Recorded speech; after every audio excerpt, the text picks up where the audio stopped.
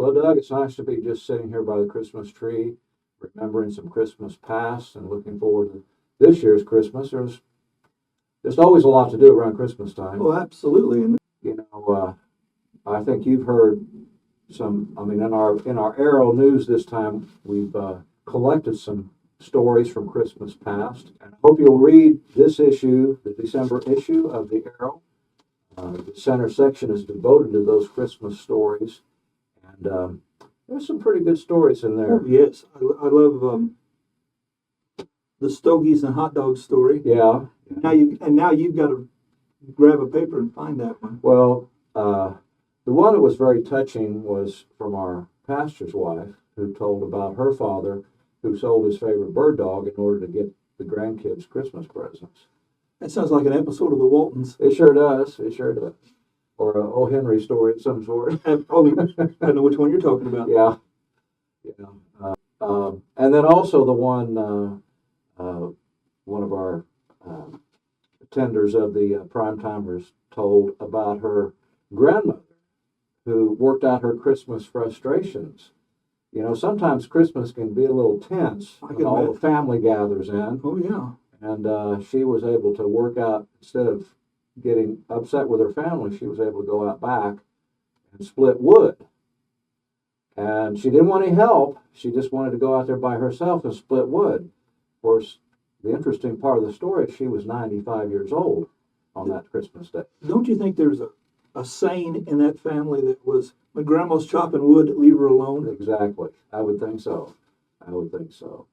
But there's probably Christmas stories that you all would like to share with us. We asked for those. We didn't get a lot of input, and I realize it's hard for people to write things down. Sometimes it's just best to get together and just talk about things. It is. So, Doug, have you heard any stories this year of something that's going on in the community or something that's happened recently that's kind of brings us joy? Well, first and foremost would be the hometown Christmas. Oh, yeah. You know, where all the organizations. I mean, to me, it's kind of like a Hallmark movie. I mean, we have businesses, we have banks, we have organizations, we have churches, all coming together and passing out goodies and things like that. And of course, we have a local Grinch. Right. Literally, we have a local Grinch, and the kids really get a big kick out of him. And of course, Santa makes an appearance, Right. and it's Well, you know, it was very magical this year. I was not there at the moment it happened, but there's video on social media. Santa Claus came into town. It was snowing to beat the band. In fact, it snowed the better part of the celebration. It finally cleared off in time for them to light the Christmas tree. But I know the vendors that were down there and the churches and other organizations that had tables were very chilly. But they did put Santa and Mrs. Claus in warm spots so people could get in and out of the cold and take a picture with Santa or go visit with Mrs. Claus. So it was a very nice afternoon here in Johnston City. You know, I'm just very proud of our community for the kind of events that we have where everyone comes together. We have churches, we have businesses, we have nonprofit organizations, we have groups like the Masons and the Lions and, all different clubs and organizations that come together to make a good experience for our community. And I think there are a lot of people that just think there's not much going on in Johnston City. And, maybe compared to a town the size of Marion or Mount Vernon or whatever, there's not as much. But then again, what we have is close to home, it's convenient, it's run by people you know. Yes. But, I was thinking about Christmas, Christmases past, and, there are a lot of Christmases that stand out for one reason or another. Sometimes they're not such good reasons to remember, but I do remember a Christmas several years ago when our kids were probably teenagers, maybe even young teenagers, but we were living in Nashville at the time, Tennessee that is, and in Nashville, white Christmases are not very common. Oh no. And you're more likely to have ice than you are to have snow.